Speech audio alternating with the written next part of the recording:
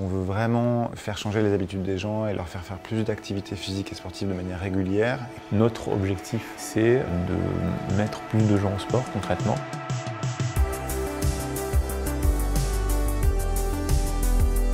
J'ai rencontré Mohamed en Tunisie, à Djerba, au séminaire de formation de Deloitte. On avait tout de suite accroché parce qu'on avait des centres d'intérêt communs. On est sportifs tous les deux, lui a un fort penchant pour le tennis, moi c'était plutôt le foot.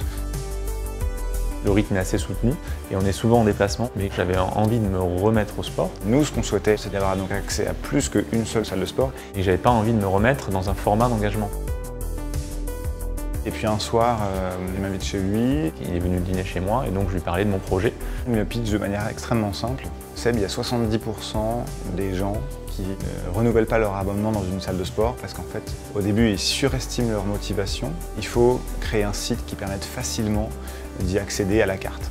Il m'a recontacté quelques jours après en me disant « j'ai envie de me lancer, moi aussi, depuis un certain temps ». Puis c'est là qu'a commencé notre aventure.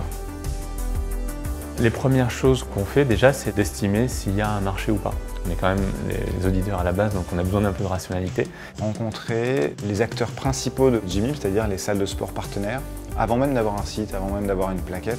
On regarde si un nouveau mode de consommation peut apporter quelque chose ou pas. Quand on va dans une salle de sport, la plupart du temps, on doit s'engager à l'année. Et donc, le produit initial qu'on a sorti, c'est de la consommation en courte durée et sans engagement. On voulait apporter plus de flexibilité et plus de diversité. On a d'abord externalisé le développement du site et on s'est concentré sur construire le réseau de salles de sport qui nous permettent de pouvoir tester ce marché-là. Les premières signatures ont été vraiment les plus difficiles. On en a signé peut-être une trentaine en 4 ou 5 mois. Et donc on a démarré début 2014, uniquement sur Paris au début. Notre stratégie principale, c'est de faire grandir le réseau le plus possible. Et entre début 2014 et fin 2016, donc on est passé d'un réseau de 50 salles de sport à plus de 1000 salles de sport un peu partout en France. En 2015-2016, on a eu pas mal d'entreprises qui nous ont sollicité parce qu'elles connaissaient notre service. Elles se sont rendues compte qu'elles avaient 1, 2, 3, 4 salariés qui utilisaient le service Gymib et qui allaient voir leur CE pour demander un remboursement. Et ils voulaient donc rendre ce système-là un peu plus fluide et un peu plus efficace. Notre première idée a été d'utiliser les services qu'on avait montés depuis 2 ans et puis de l'adresser aux salariés.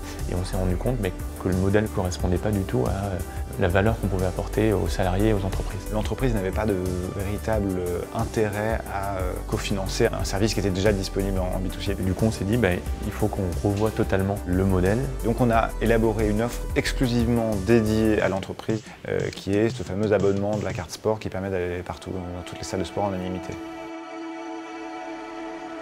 On lance le service B2B en septembre 2017.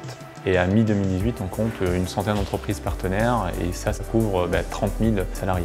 On s'est rendu compte à ce moment-là que notre service était un vrai levier d'amélioration de la qualité de vie au travail. Il peut permettre non pas d'avoir 7-8% des salariés qui font du sport, mais d'avoir 30 ou 40% des salariés qui font du sport. Et notre ambition dans les 18 prochains mois, c'est de monter de 30 000 bénéficiaires aujourd'hui à plus de 200 000 salariés bénéficiaires en France. Nous, notre conviction, c'est que ce type d'activité, dans les prochaines années, ça deviendra un benefit comme le ticket resto.